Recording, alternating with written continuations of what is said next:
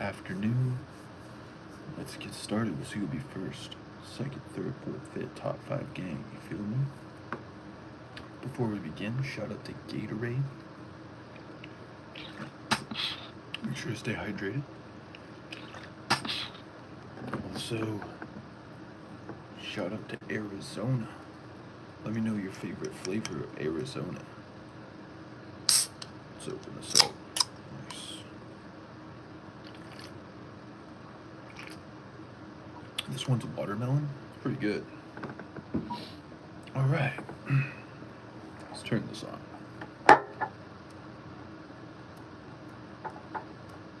If I can turn this on, right?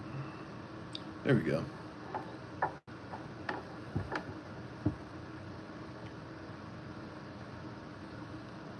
Medium battery. That's interesting.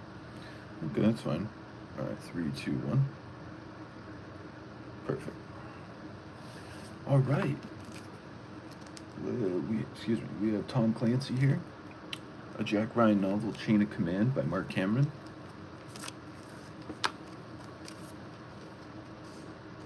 We are on chapter 31. You can see that kind of. Page 220. Here we go.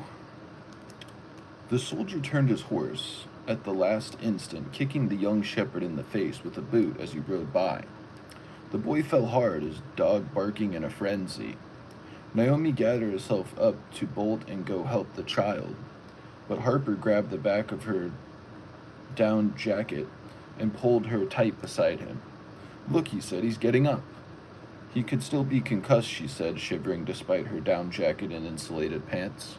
She glared at the approaching soldiers with the practiced frown of one who had raised teenage daughters. Shambe's father and uncle ran to check on him. Harper stifled the urge to run out herself. "Let his family handle it. We will look him over when he gets here." A murmur ran through the gathered crowd at the sudden violence. What's going on, everybody? Hope you're having a wonderful afternoon. Make sure to drop a like. The yurt soon sprouted women in colorful red headscarves and dresses. Men came in from their flocks. Soon over 50 people had crowded around the Harpers and the village headman. What's going on, everybody? Make sure to drop a like. Hope you're having a wonderful afternoon. "Assholes," Naomi said, eyes flashing daggers at the camouflaged men bouncing on the backs of lanky mountain horses. Chain of Command. What's going on, everybody? Hope you're having a wonderful afternoon. Make sure to drop a like. Chain of Command, page 221. This must be what it felt like when Genghis Khan and his hordes came riding in. She cocked her head slightly, squinting to get a better look. "What do you think they have on the pack horses?" Ali, the village headman, heaved a long sigh. He was one of the few in Vagbhai who spoke English. "Guns," he said, "big guns." Naomi turned to look directly at her husband. What on earth would they have to shoot at way the hell and gone out here? "What do you think their game is?" "I have no idea," Harper said. They did not have long to wait. A stocky Chinese man wearing dark sunglasses led the way into the village. His horse, an angular gray with long legs and a dished Arabian face, stopped the moment he lifted the reins, snorting, looking grateful to get a moment's rest. Athletic and apparently accustomed to spending time on horseback, he stood easily in the stirrups, surveying the village before he settled back into his saddle. He folded his hands across the pommel and peered down at the lowly people who remained on foot. Harper judged him to be in his 50s. The other soldiers remained mounted as well. 2 of them looked to be Tajik, including the one who had put his boot in Shambe. Harper had to pat his wife on the arm to keep her from flying at the guy's face. They were all dressed for the cold in thick camouflaged wool and heavy boots. Each was armed with a rifle, but they kept the thing slung as if no one there was worth the effort. What's going on, everybody? Hope you're having a wonderful afternoon. Make sure to drop a like. The leader peeled off his wool hat, revealing closely cropped gunmetal hair. His cracked lips were ringed with white zinc salve, making him look like a baby yak just off the teat. Dark. Mark Cameron's the author, page 222.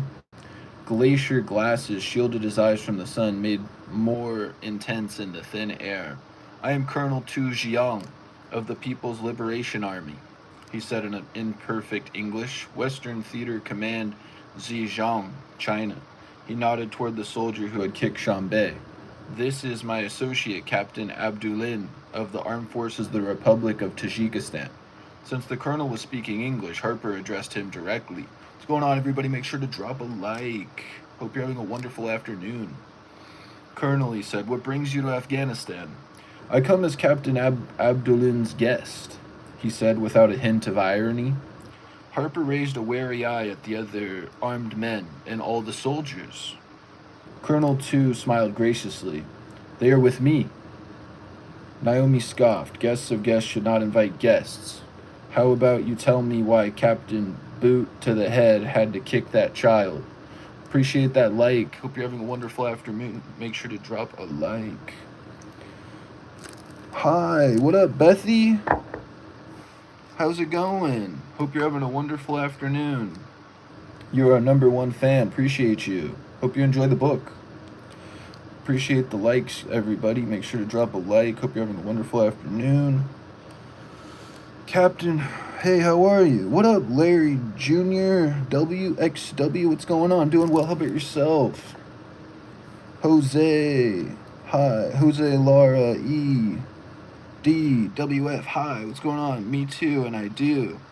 Appreciate that, Bethy. I'm glad you're having a good day. What book? Oh, you're #2. Look at that. And Jose, you're #3. Larry Jr. XW is #2. And Jose Lara EDWF is #3. The book is Tom Clancy, a Jack Ryan novel, Chain of Command by Marc Cameron. My birthday is today. Happy birthday, man. That's awesome. I hope you're having a wonderful birthday. Let's give you a real birthday shout out. Shout out to Jose Lara EDWF. Happy birthday from Swole Beast. Man, it's good to see everybody. Alright, let's get back to the book. Where were we? Captain Abdulin's business is his business. It is not mine. Bullshit. Naomi said, these are peaceful people. They deserve. I am 17. That's awesome, man. That's rad. Hope you're having a great 17th birthday. You are having a good time and birthday.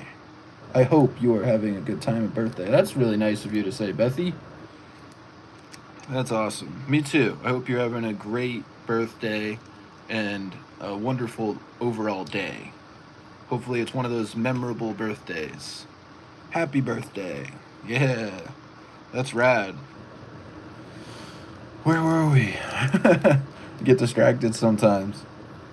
I like the new Top Fans edition. It's pretty cool. Thank you. You're welcome. Captain Abdulin's business is his business. I already read that. Sorry. Where were we? Colonel Tu threw back his head and laughed. It is a pity that we do not all receive what we deserve. No kidding, Naomi said. I'm sorry, I have to go. No worries, Bethy. We'll see you in the next one. Hope you have a wonderful afternoon. Ooh, where were we? It's hard to do both. No kidding. I already said that, right? Bye. Bye, Bethy. Have a great day. The smile bled from Tu's wind-burned face. You are the Americans? The Harpers? Bye. Bye, Jose Lara, EDWF, our #1 fan. Hope you have a wonderful birthday. And Bethy, our #2. Where'd our #3 go? I think they're out of here, but thanks for stopping by. Jose Lara, EDWF. Oh, same person. Interesting how that works. Where were we? Monte's heart skipped a beat. Naomi squeezed his hand. Their humanitarian mission was in all the newspapers and online, so it did not come as a surprise that this man knew their names. It was the way he said it, formally, like a proclamation. Bye, Bethy. Chain of Command, page 223. We are... Harper said, "Have you come for medical treatment?" Colonel 2 shook his head slowly, as if addressing a small child. "Oh, no, no. I have come to protect you." "Protect us from what?" Naomi asked, breathless, shivering so hard the nylon of her jacket sounded like it was whispering. "From those who would not be happy with American spies who pretend to be physicians." All right, we're on chapter 32, page 224, but before we start that, shout out to Gatorade.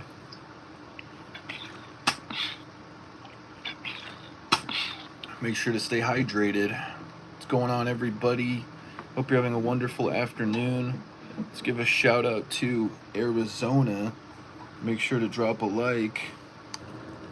Let me know your favorite flavor of Arizona. This one's watermelon. It's pretty good. All right.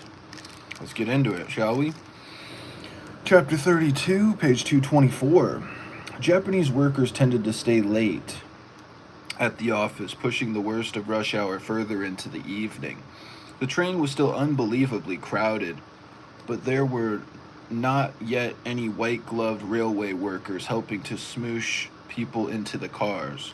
Adara Sherman hung on to a plastic ring with her good arm, ignoring the Japanese pressed against her hip during a quick 4-minute subway ride on the Yamanote line from Tokyo Station, Japan, to Akihabara, Japan, where Yukiko Manzaki had insisted on meeting them.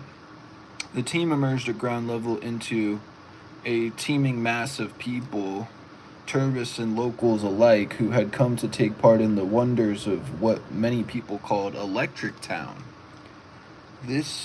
My is watermelon too, but I kind of like grapefruit. Oh yeah? That's awesome. I don't think I've had grapefruit. That's cool. My roommate likes grapefruit. She's always eating grapefruit. But I think my favorite is probably cherry limeade. Watermelon's pretty good though. Adara Sherman and Jack continued to walk together while Midas trailed at a distance, providing counter-surveillance. They stayed connected via cell and earbuds. Restive moans from hundreds of gamers lined shoulder to shoulder at their candy box video machine spilled onto the sidewalk each time a frosted door to this venue or that swung open to admit a new customer, mixing with the constant pinging clatter of pachinko machines that seemed to spill from everywhere but nowhere in particular. The savory smells of Chain of Command, page 225, street food, takoyaki, balls of battered octopus, ramen, and yakitori made Adara Sherman's mouth water as they walked. The earlier adrenaline dump had only piled onto her overall fatigue, leaving her half-starved and stumbling along like a zombie. What's going on, everybody? Hope you're having a wonderful afternoon. Make sure to drop a like. Enjoy the book. The gash on her face was deep but straightforward, requiring nothing more than a painful scrubbing, some antiseptic, and superglue. The wounds on her arm were more problematic. She would have had some else stitch it up for her. Some of the inside stuff needed attention. She did not have time to give it. Appreciate that like. In the end, she scrubbed everything out as best as she could, irrigated it with betadine, and then superglued it shut as well. A few wraps of gauze and surgical tape would have to do for now. It was swelling some, but her fingers still worked, mostly. She consoled herself that at least she have a hellaciously good scar on her cheek. Nothing wrong. I'm back. What's up, Bethy? Nothing wrong with her that another 6 or 7 hours. Hi. How are you doing? How's your afternoon going? 7 hours of sleep would not cure like that was ever going to happen. Our number 2 fan there. Hi, Bethy. Our number 1 fan, Jose Lara EDWF. Appreciate you guys. Still, this place was amazing and she never got tired of it.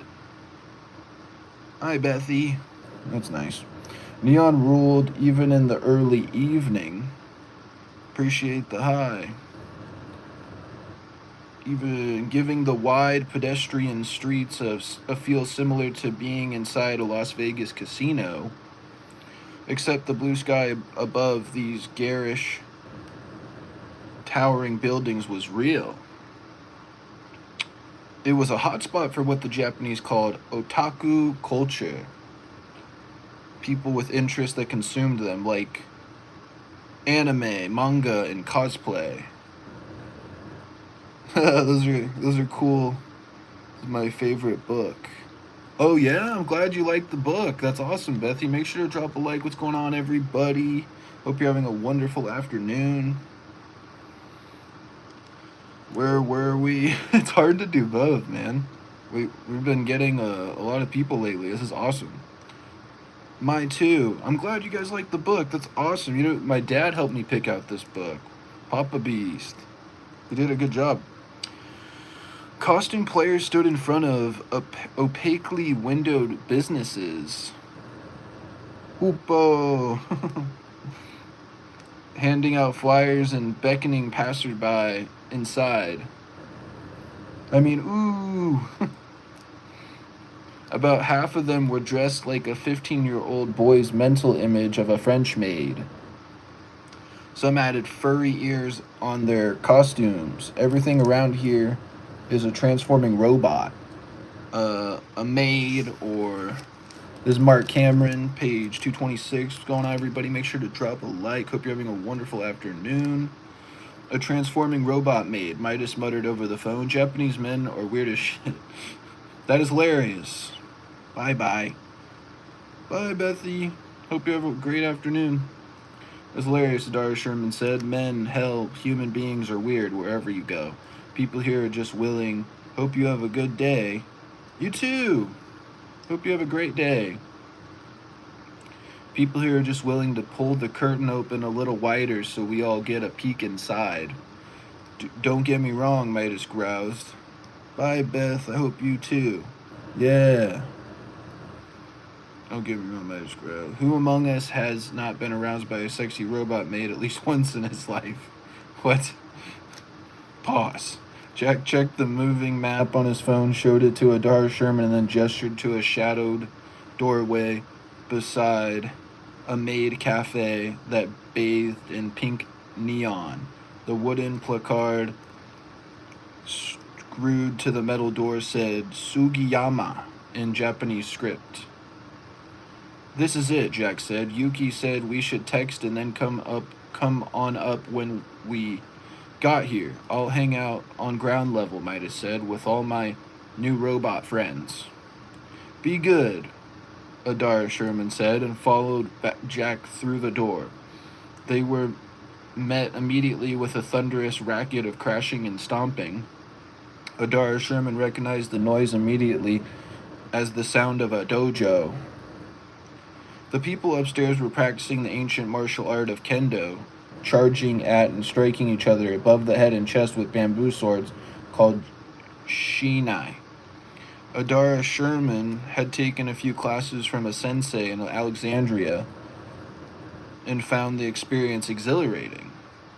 There was a great deal of strategy to it, and points were given for aggression, which she knew from practical experience was crucial in actual battle. As instructed, Jack sent Yuki a text letting her know they had arrived before trudging up the stairs. Chain of command, page 227. They were greeted by the warm and humid air of a working gym, a place where bodies moved and sweated and sometimes bled. The dojo was relatively large, encompassing the entire level of the building that housed the maid cafe below. Above the dojo, accessible up a set of stairs in the cafe, was a pachinko parlor. What's going on, everybody? Make sure to drop a like. Hope you're having a wonderful afternoon. And several other businesses that had no signage. It was the perfect place for a member of the Public Security Intelligence Agency to practice the art of kendo without being associated with the police. There she is, Adara Sherman said, dipping her head toward a pretty Japanese woman in the far corner under a wall of calligraphy scrolls and a rack of wooden swords. What's going on, everybody? Make sure to drop a like. Hope you're having a wonderful afternoon. Like the other 24 kendoka in the training hall, Yukiko was dressed in flowing blue hakama pantaloons, padded arm guards, and a lacquer chest protector. A blue cloth called a tunagi was wrapped around her head, holding back shoulder-length hair and protecting her scalp from the helmet she had just removed and now carried under one arm. In her other hand, she clutched the bamboo shinai. The benign smile she gave Adara Sherman faded when her eyes focused on Jack, and she began to stride toward them, bare feet gripping the wood floor, swishing in and out of the voluminous, that's a hard word to say, pantaloons. The outfit and her demeanor were eerily reminiscent of Darth Vader's. Adara Sherman gave Jack a playful nudge. I think she called you here to beat your ass with that stick. Those are cool. Are we sure I did not die? Ryan groused. I'm pretty certain this is hell. Yuki stopped when she reached them, smiled broadly at Adara Sherman, then leaned forward as if bowing to an opponent. Alright, I'm going to do a shout out to Gatorade. Make sure to stay hydrated. And shout out to Arizona. What is your least favorite flavor of Arizona? Wow, watermelon's pretty good. Alright. Marc Cameron's the author, page 228. During a kendo match, it is good to see you again. Both of you. Then to Jack, you say you need my help after these many months. We do, Jack said, nodding, stammering just a little aside of the smooth John Patrick Ryan Jr. that Adara Sherman imagined few people ever got to see. Yes, we think a discussion could be mutually beneficial. Have you ever fought with a shinai? Yuki asked. She lifted the bamboo sword and clacked it backward against her own shoulder. Some, Jack said, I suppose. Perhaps we should have a go, you and I, Jack-san, Yuki said. How do you say it in America? For old time's sake, Yuki? Oh, it will be great fun. She waved away his excuses. The path of the sword is a wonderful way to become reacquainted. Footwork, that feeling of all-encompassing chaos during a violent attack. Cherry is my least favorite. Really? You don't like the cherry limeade? That's my favorite. Interesting. Footwork, that feeling of all-encompassing chaos during a violent attack. Do not worry about equipment. My friend Jiro-kun is about to go home for the evening. He is not quite as tall as you, but his armor should fit. I am sure he would not mind loaning it to you. You may use one of my swords. It is dangerous. Yeah. Jack shot a look at Adara Sherman. We really need to talk to you about something important. No doubt.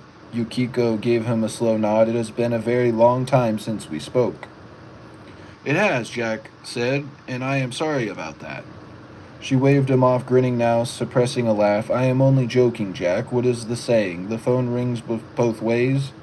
She tapped to me. Gotcha. The phone, yeah, she tapped him lightly on the forehead with the end of her bamboo sword. I could have called you, but I became very busy with work. Are you allergic to cherries, Jose Lara, EDWF? Adara Sherman-chan knows what I am talking about. Chain of Command, page 229. We are Nito Anna, and she and I, women whose careers leave little time to iron our blouses or to nurture a relationship. Jack released a pent-up breath. Yeah, he said, still stammering. Yeah, I should have called too. Is there some place we could talk in private? Adara Sherman asked. Watching Ryan twist in the wind was fun, but she was fading fast, wrinkled blouse or not. Of course, Yukiko said. The sensei allows me to use his office from time to time for matters of import. She led the way to a cramped private office not much larger than a closet, filled with wooden swords and bits of kendo gear. It was clear that his sensei preferred to be out on the dojo floor with his students over being cloistered away in an office. Her face grew dark as Jack gave her a quick rundown about what had occurred at the hackerspace. Your Central Intelligence Agency have already gotten themselves involved, she said. Fully aware of the case, I assume they know it was you who killed the men. The people who need to know, Adara Sherman said. Neither she nor Jack were particularly worried about Yukiko turning them in. They had first met at an operation in Buenos Aires, Argentina, where the Japanese operative had shot a Paraguayan terrorist in the head under the noses of an Argentine law enforcement. What's going on, everybody? Make sure to drop a like. Hope you're having a wonderful afternoon. Have you seen the two dead men? Jack asked. Yukiko shook her head. My agency had a representative at the scene, she said, but Tokyo Metropolitan Police, Japan, are handling it. Their cybercrimes division is looking at the hardware.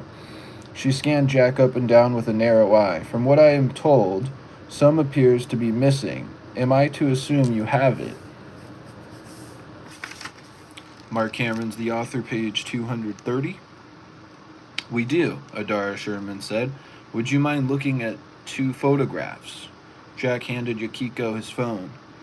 No, my parents do not know what I am allergic to, but I think that is lettuce how you spell allergic. Very close. It's Allergic. You were close, though. It's a hard word to spell, honestly. Jack handed Yukiko his phone. She scrolled through the photos, flipping back and forth. I do not recognize the bald one. So you don't like the taste of cherry, I'm getting at, she said, but this one. She turned the phone toward Jack and Adara Sherman, displaying the photo of the Japanese man. His name is Wada, a former member of Japan Special Forces Group 1st Company 4th Platoon, specializing in urban warfare. He is believed to have strangled a Korean woman who was cleaning the apartment next door to his. Adara Sherman stifled a yawn. Seems like you know a great deal of information about a man suspected of homicide. True, Yukiko said. Murder does not customarily cross into my domain. The murder was never proven, but the soldier in Wada's platoon apparently ceased to trust him and pushed him out. It is what he did after the alleged murder that brought him to our attention. He only came to our attention some 5 months ago in connection with the coordinated killing of an Australian diplomat and 6 of his entourage, including 2 Japanese guides, during a conference in Sapporo, Japan. The assassination was carried out by a small hit team. At first we thought the assassins to be state actors, perhaps China or North Korea, but now we believe the murders had to do with some decisions being made regarding beef imports. We know Wada flew to Hokkaido, Japan, where Sapporo, Japan is located, a week before the murders and showed up on several security cameras in subsequent days. I will have to check and see if this other man was there as well. Beef? Adara Sherman said. This Australian was killed over meat? Chain of command, page 231. We believe so, Yukiko said. $5 billion worth of beef. That is extremely enough to hire a hit team, Jack said. My brother's least favorite is watermelon. Oh yeah? Is that your elder brother or younger brother? Interesting. He doesn't like watermelon? Everyone has their preference.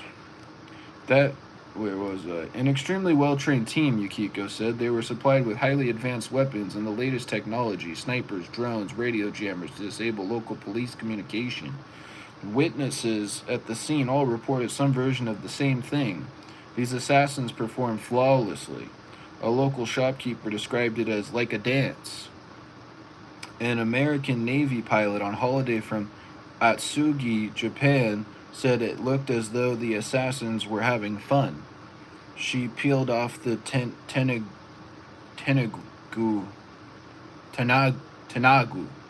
headscarf and shook out damp locks of layered ebony hair that hung almost to her shoulders. What's going on, everybody? Hope you're having a wonderful afternoon. Make sure to drop a like. She might not have time to iron blouses. My twin. You have a twin? That's rad. Are you guys identical twins or fraternal twins? Adara Sherman thought, but Yukiko definitely found a minute to get herself a killer haircut. I'm sure you're both really close, too. Jack noticed, too, and made that little breathy noise that men instinctively make when a woman shakes out her hair. I do not know if it will be of help, Yuki said, but I placed lookouts on Wada's passport and known aliases. We know he has made at least 3 trips to India in the past 4 months. One of them are as recently as 3 weeks ago. Appreciate that like. Hope you're having a wonderful afternoon. India, Ryan said. Will you send investigators over to follow up? I am not sure, Yukiko said. I did not know Wada was involved until you showed me his photograph. I believe we would send someone eventually after the cyber unit completes their investigation. Josh, it's been a while. What's going on, Mad Max? It's Joshua Maxwell in the house. Make sure to subscribe to his channel. It has been a while, man. How have you been? We would not send investigators such a great distance only to investigate his murders. Do you know where he went while he was there? Adara Sherman asked. Marc Cameron's the author, page 232. Let's give a shout out to Gatorade.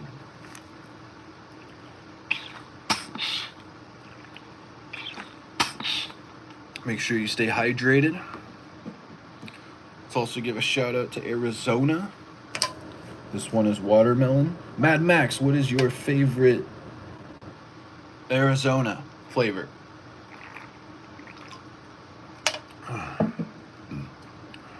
All right, let's keep going. No, I am a girl, and he is a boy. Oh, okay. Gotcha. So you're a girl, he's a boy. Then if you're are you the elder sibling or the younger sibling? Watermelon, then the mango. Okay, Mad Max, you like the mucho mango? Watermelon's your favorite? Nice. We are not identical. So you're fraternal. Gotcha. Well, that's cool. We know... Oh, this is Marc Cameron, page 232. We know he flew Qatar Egypt Airways from Narita, Japan to Kembe Gouda, Japan International with an overnight stop in Doha, Japan. Adara Sherman shot a glance at Jack. Kempe Gouda? Bangalore region. Oh, it's in Bangladesh. Yukiko said, in the south, but nothing else, Jack asked. I am sorry, she said. No, perhaps your Central Intelligence Agency will have more information. Perhaps, Adara Sherman said. She did not say it in front of Yukiko, but she knew what this meant and groaned inside. Yippee, another plane ride. Perhaps, Adara Sherman said. Oh, wait, I just read that. Yukiko looked over her shoulder to make sure the door was shut. She lowered her voice, though they were obviously alone. I should not speak to foreign operatives of such matters, she said, but I feel I must ask, for old time's sake. Have you ever heard of a group who calls themselves the Karamia? The team... No, I am 2 minutes older. Oh, you're the elder sibling. Okay, he was born 2 minutes after you. Wow, that's wild. Are you close to your little brother? The team made their way back to the Marriott separately. Out of habit and good operation secretary, spending an hour backtracking on subways, circling and watching one another's back as they made several blocks and stopped at various convenience stores along the way. I am the middle child. Oh, wow. Gotcha. So you have an elder sibling and you have a younger sibling. You're the middle child. That's cool. So you have a younger brother and an elder sister. That's cool. Are you close to your elder sister? Jack piped up that he had found a place sold Takarbunea,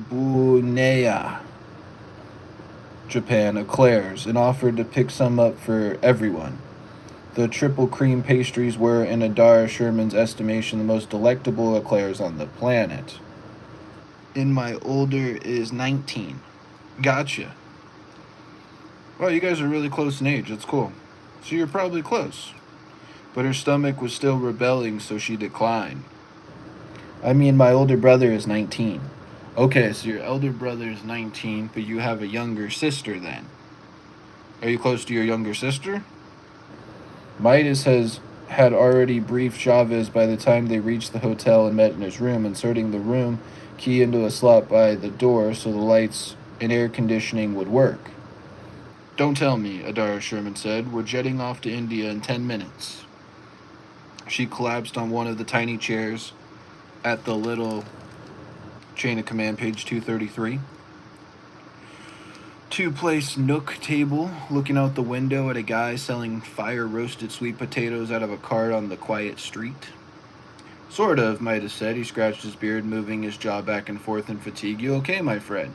He was completely serious and sweet. I am fine, she said, resting her head on the table, just exhausted and probably coming down with a bug or something. You know how it is.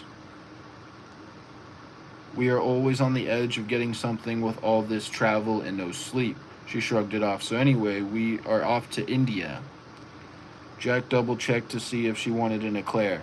Tempted, she took one and tried a nibble, just as decadent as she remembered.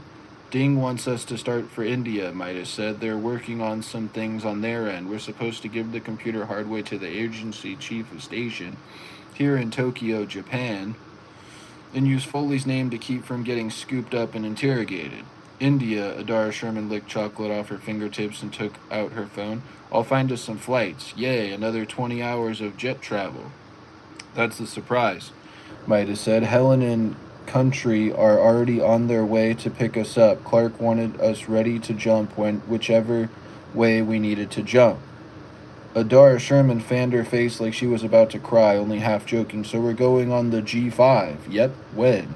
It's just us, so they have room. Helen has the relief crew flying them over, so they will be good to go when they get here. Wheels up in, he looked at his watch, 15 hours. I have 2 brothers, and I am the only girl.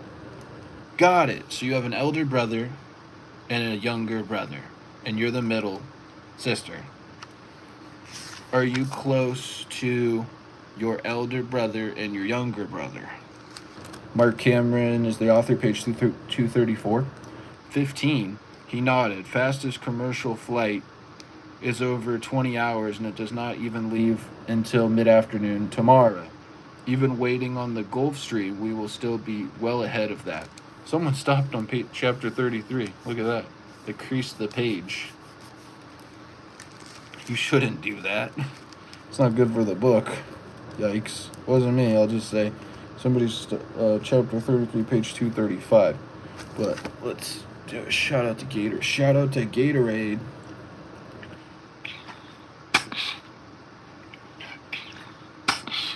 Oh.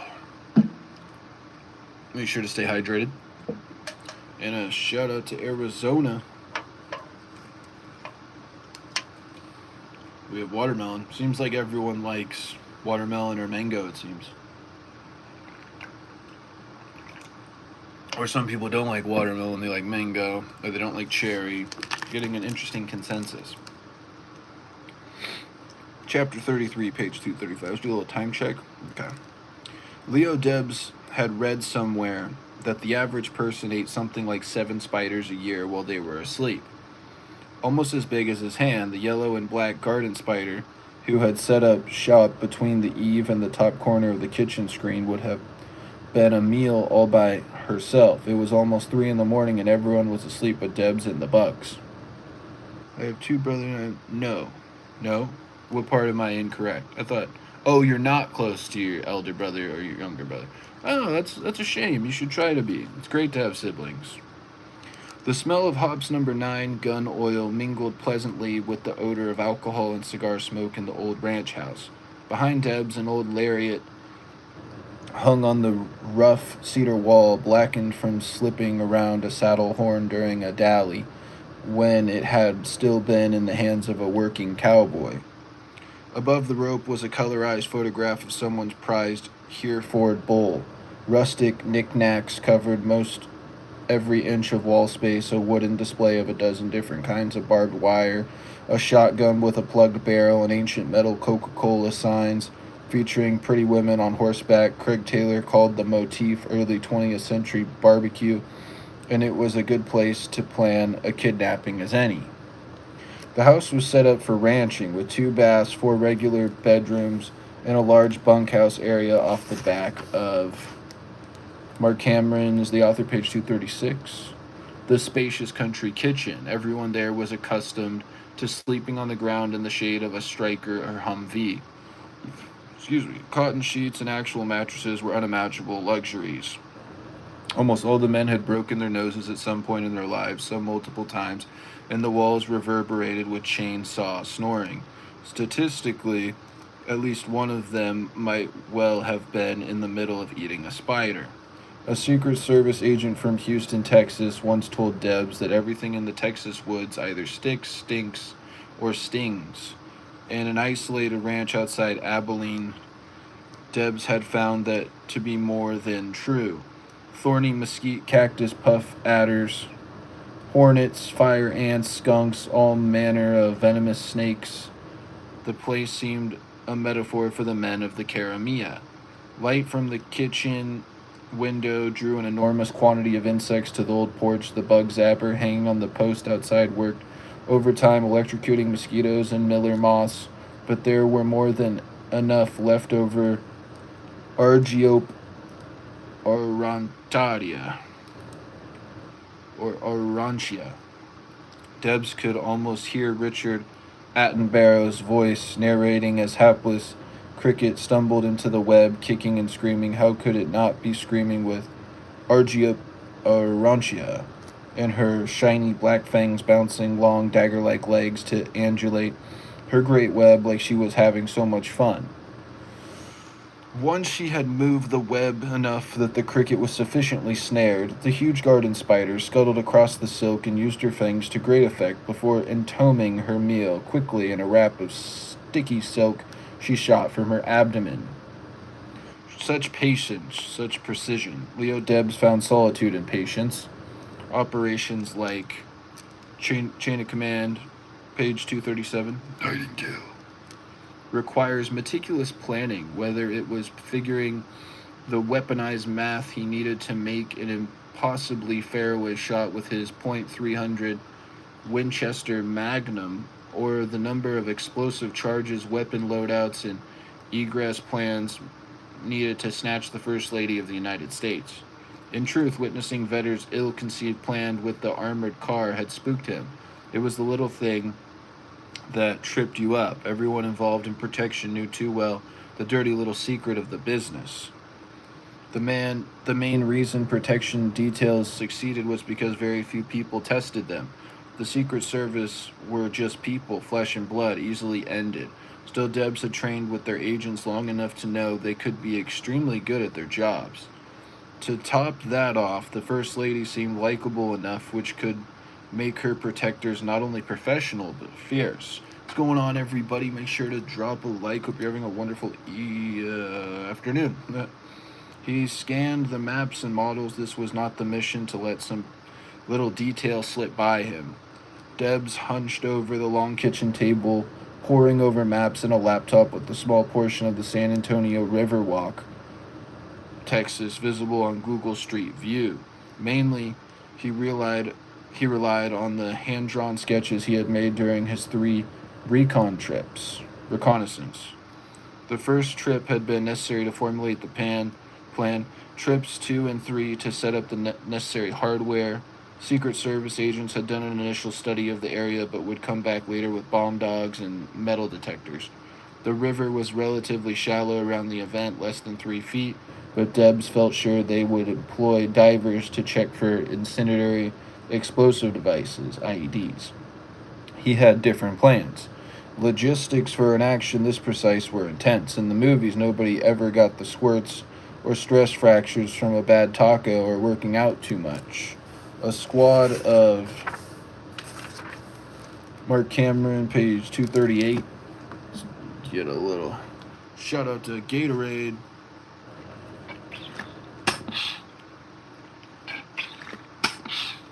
Make sure to stay hydrated. Let's also give a shout out to Arizona.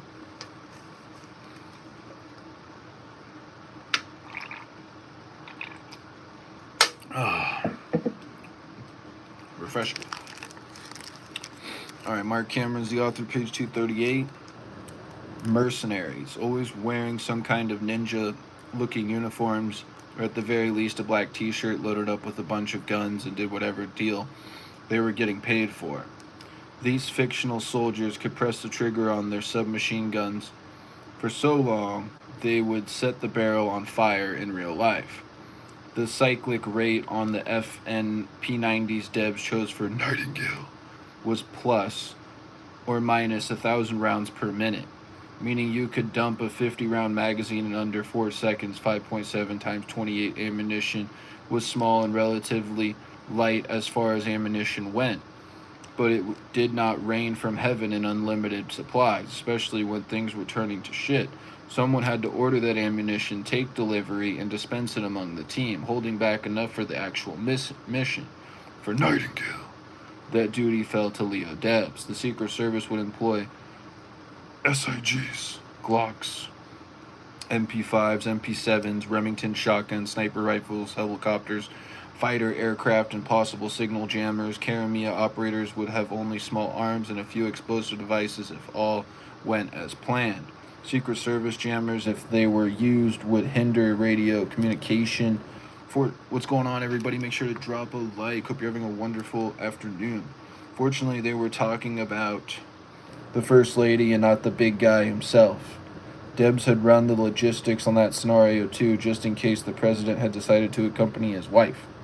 Killing would have been possible, but snatch was out of the question, and losses of Karamia personnel would run north of 50%. Debs ran a mechanical pencil along the route from the convention center where Kathy Ryan was supposed to give her speech in the Riverside Garden, where she would appear for the dedication, the spot where the dominoes would begin to fall. There was a chance he would lose someone on this trip. Chain of Command, page 239. That was always a risk by some policeman who reacted out of the normality, or some soldier who had to take a piss, which put him in the right place at the wrong time, or a broken bootlace, or a jammed weapon. They all knew that was a possibility each time they went out. Some of them most really lived for the rush. Life without risk was like playing poker without stakes, boring as hell. Even so, Debs and the others walked through every eventuality they could conceive to increase the odds of their own survival. In this case, the more secret agents who died, the more of them would live. It was simple mathematics. Sometimes that is just how it had to be. Like war. Hell, if this wasn't war, then nothing was. He had seen plenty of war. At 36, Debs had lived a fair share of life in war-torn hellholes, starting with his mum's council house flat in Grimsby, England. Her bedroom had a revolving door for live-in boyfriends. So far as Leo knew, none of the men was his father, or at least none of them treated him like a son. For most of his young life, his mum sported a chipped tooth, or at the very least a black eye. He had wanted to protect her, but she would not have it. Men paid the bill, she said, and one just had to put up with a bit of rough stuff from time to time in return. By age 11, Leo had gotten himself a baggy tracksuit and taken up with a pack of other miscreants, pinching sweets or magazines and trying not to get nicked by the cops. Then Elliot moved in, a real arsehole, if there ever was one, but during the rare moments where he was sober, he pretended to be the father of the house, which made Leo want to hurl. Elliot had a bunch of tattoos, all of them hidden under his Marc Cameron's the author, page 240. Shirt, which he took off the instant he walked through the door, drunk or sober. Most were Latin phrases like memento mori, or aut nacare, on his shoulders, the least painful and thus the least badass place to get a tattoo according to Leo's friends. But there was one, a downturned sword surrounded by flames with "Who dares wins" inked just above his left nipple, the crest of the Special Air Service. Leo had been impressed for all of 2 minutes. What boy in his position would not have been ecstatic to find out his mum was sweating up the sheets with a blade from the most elite of the elite, the British SAS. But Elliot was all lies. He was careful not to actually say he was ever in the SAS or even the military, speaking only in broad terms about when he worked with the regiment or what happened during his time serving the regiment. He was downright religious in keeping his ink covered when he went out. For all Leo knew, Elliot's service to the regiment had been delivering cheese. Even so, it was Elliot who had changed the course of young Leo's life one evening, airing out his bellicose tattoos and saggy man boobs over a game of cribbage. He liked to pretend they were a family. It might have been enjoyable if Leo's mum had not been wearing a sling on her right arm. Leo was in the middle of planning how he could kill the man with a paring knife, where he heard Elliot pontificate something about how a boy of 12 in Britain was not considered old enough to have a paper route, but he could join the army at 16. I back. Good to see you, Jose Lara, EDWF. The notion of picking up a gun for Queen, England, and country took root in young Leo's fertile mind, at the same time saved Elliot from a paring knife to the neck for now. Chain of command, page 241. Leo began the Army application pipeline when he was 15 years and 7 months. He needed permission to actually join before he was 18, but his mom, God love her, realized that the Army was better than ending up in prison or worse. On his 16th birthday, the moment the British Army would accept him, Leo raised his right hand and became Recruit Debs. Intelligent enough to make officers wonder why he had not gone to university and aggressive enough to make his sergeants happy. I had to clean up my room. Gotcha. Is your room more clean now? I like to keep my room clean too. He had not. Leo thrived in the structured environment of rules, competition, and camaraderie. 3 years on, he gave his notice of interest to apply for the Special Air Service, the elite SAS.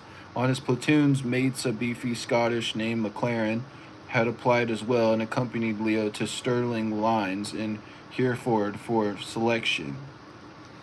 McLaren broke an ankle during the infamous Fan Dance, a 24-kilometer ruck run in the rugged Brecon beacons of Wales, Scotland. Debs completed the whole shebang, including being stuffed into a cramped dog kennel for hours during the so-called tactical questioning phase.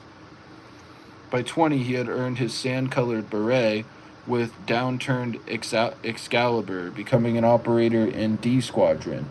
His unflappable demeanor and superb marksmanship eventually singled him out as the top sniper in the squadron and arguably the entire corpsman. What's going on, everybody? Make sure to drop a like. I have 4 brothers. Wow, you have a large family. Are you close to any of your brothers? 2 years later, Debs ran into his mum's old boyfriend, Elliot, in a pub. The sleeves of his t-shirt were rolled up to reveal the Latin war ink. Debs said hello, remembered his mum's broken teeth, and casually mentioned to his mates from the regiment that there was another tattoo they might be interested in seeing. Marc Cameron's the author, page 242. Elliot wept blue snot right there on the table, promising he would get the offending ink removed. Debs and his mates dragged the tearful piece of shite behind the pub anyway and took what did not belong, using wet bar rags and an entire bottle of coarse salt. It was without a doubt the right thing to do and a bonding experience to do it alongside his mates. What's going on, everybody? Make sure to drop a like. Hope you're having a wonderful afternoon. But 2 of them are at college. Oh, what college do your brothers go to? Debs first saw action in the Kashmir, advising India in skirmishes with Pakistan and China. Deployments to Libya followed, and then Baghdad as part of Task Force Black. Far from his old mates in Grimsby, England, who were likely still pinching sweets in pornography magazines, this was a life worth living, a brotherhood, a family. Then a girl came into the picture at precisely the right moment to make him question his personal trajectory. Debs was 28 years old and in the best shape of his life. He had 12 years of military service under his belt, a university degree, a breast full of ribbons and more adventures than most men in England could accumulate in 5 lifetimes. But the girl wanted him home, not off transpiring around hill and dale fighting other men's wars. Somehow, through witchery and feminine wiles, she had convinced him to abandon his mates, the men he had fought and bled with, and apply for a job with the Metropolitan Police in England. Her father was a chief superintendent with the RASP, Royalty and Specialist Protection, providing close protection to the Crown and Prime Minister, among other bigwigs. I do not know. I have not seen them. Oh, okay. Gotcha. A hasty marriage and 2 miscarriages later, the Debs family stalled. Leo's career, on the other hand, moved ahead at lightning speed, fast-tracked by his father-in-law into a career protecting British dignitaries. Time at the specialist training, chain of command, page 243. Centre. I have not seen them in a while. Okay, well, hopefully they visit soon so you can see them, It'd be nice, right? In Kent, England, was exciting enough to hold his interest. Lots of fast driving and gunplay, though not nearly so stressful as the regiment. The actual work, however, was dull as dishwater. Debs was a man of war, bred to tactically advance toward battle. Endless, monotonous hours of waiting for something to happen began to chip away at his soul. One look at his range record, and senior officers had tapped him to serve as a police marksman, a more civilized term for sniper, but his job was still to shoot people. That had solved him for a time, but again the training was far more interesting than the job. Debs often found himself on a rooftop looking through the reticle of his Schmidt and Bender scope, idly considering what it would be like to put a round through the ear of whatever dig they were supposed to be protecting, just to shake things up a bit. He began to think of his wife the same way a dog must feel about the veterinarian who had clipped his balls. In hindsight, it was nothing short of astounding that the marriage had lasted 6 years. The job with RASP disintegrated shortly after the marriage, no doubt with a little nudge from his former father-in-law. Craving the camaraderie of his old mates in D Squadron, Debs applied for readmission to the SAS. He did not even care if they made him endure selection again. He just wanted back in. He needed back in. The physical requirements would be no problem. He was experienced, in peak physical shape, near but not at the maximum age. The regiment should have been overjoyed to take him. They were not. Oceans of water had flowed under the bridge since he had... Marc Cameron's The Author, page 244. Stepped away. This is a longer stream. Is it? Okay, we'll try to get through this chapter. Stepped away. Few remembered him, and those in charge smiled serenely, as if they were witnessing a tired old man trying to relive the adventures of his youth. It turned out that his ex-father-in-law had friends in special forces who put a thumb on the scale. His application was denied without comment, full stop. Leo Debs, with easily £1 million worth of education in the ways of war and human conflict under his belt, found himself drifting, completely unemployable, a washout just 2 months shy of his 36th birthday. Then Simon Rook, a likable Yankee, New York, and a former second paratrooper in the Legion Entourage, the French Foreign Legion, France, had bought Debs a pint at a pub on Albany Street, New York, not far from the Regent's Park Barracks. Rook, a decade older than Debs, chatted about a life of soldiering, the good and the bad, but mostly the good. 2 pints in, he invited Debs to meet a few of his mates at a private gun range. So I have 4 brothers, and I am the only girl. So 3 of my brothers are 19, and am 19 with me, annoying brother. Got it. That's funny. Why is your brother annoying? The range turned out to be a 2-hour plane ride away in the Czech Republic, Czechia. At first, Debs thought Rook might be MI6 or some other clandestine government organization. His time with the regiment had pulled back the curtain on more than a few juicy tidbits the general public knew nothing about. Whatever organization Rook was fronting for, Debs saw this for what it was, a job interview. The Czechia gun range was a thing of beauty, tucked into the forested hills on the Director of Intelligence motorway, halfway between Prague and Brno, Czechia. Rook had evidently rented the entire range because he and his mates had the place to themselves. Debs was in heaven once again, able to wield weapons like Colt FN and SIG Sauer. There were Glocks, Browning HI, Powers, and of course, I mean, I am 17 with my brother. Right. You're the only minor in the family. But soon, when you have a birthday, you'll be a young adult. Chain of Command, page 245. CZ pistols and rifles, there were after all in Czechia. Someone had done their homework and provided Debs with both an accuracy international rifle chambered in a .300 Winchester Magnum and a venerable Winchester Model 70 in .243, like his soft kill rifle and the SAS, a joy to shoot. The men had bonded, as soldiers did, over gunpowder and flying brass. Everyone shot well, but Debs edged them out, both in speed and in accuracy. There were 5 of them: Rook, a hulking Australian named Taylor, and an older bloke named Bert Pennington. England had all apparently served in the Legion together, a former operation with Poland's Grom named Nowak, and a short, wiry dude from El Salvador named Furman Pia left most of the talking to the former legionnaires. Every one of them was an excellent shot, but next to Debs, Pia appeared to be the coolest under pressure, completely unfallible. The man had spent thousands of dollars removing the many facial tattoos that identified him as a member of Mara Salvatrucha, MS-13. Even now, when Pia turned just so to the light or ran a few dozen yards for a shooting drill, he looked like a gaunt leopard.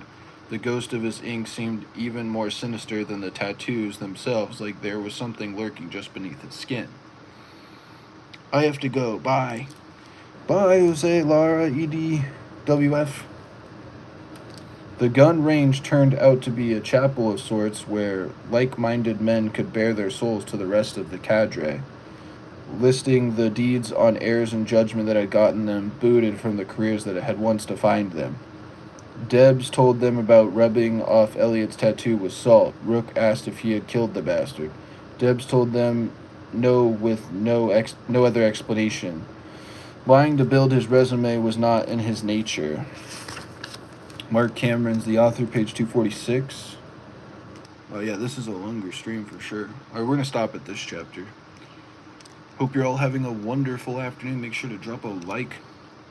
Rook, Pennington, and Taylor had been drummed out of the Legion because of an unfortunate death and dismemberment of a Corsican prostitute from Corsica. Their commanding officer, himself a frequent partaker of the dead Putain's services, had considered having them deployed to some far-off place and shot. But in the end, he had withdrawn their French passports and sent them out the front gate in disgrace. It mattered nothing to him that they were François par la sang versé, French by spilled blood. They had circled back and cut the bastard's throat, and then searched for other outcasts who craved adventure above any cause but brotherhood. The boss, a man they called the Spaniard, found them. Then they had found Fermin Pia. He was on the run from killing the son of his patron for sleeping with his sister. No one disrespected his sister. Nawak had accidentally fragged a Portugies, or first lieutenant at Afghanistan, a man so cowardly he was sure to get his entire platoon killed. Good riddance or not, accident or not, the Poland army took a dim view of fragging first lieutenants. Other men followed slowly, carefully. You did not ask to become a member of the Karamia. You were invited. 4 members of the existing cadre took prospects to a gun range somewhere in the world and gauged their mettle, their allegiance to the Brotherhood of War. If the prospective teammate passed muster, he was tentatively welcomed into the fold. Red flags meant a one-way trip to some nearby strip of greenwood and a dispassionate bullet behind the ear. A short time after they had taken him to Czechia, Bert confided to Debs that he had lied and told them he actually killed his mother's old boyfriend, who would have been taken on just such a ride. Chain of command, page 247. Trust, it turned out, was far more important than how many people he had killed, though they were impressed by that number as well. Operators with the Karamia rarely spoke about it, but most walked through life with a sort of profound dismay that they had made it this far alive. Okay, we're going to stop on chapter 34, page 248. Oh. All right, we out.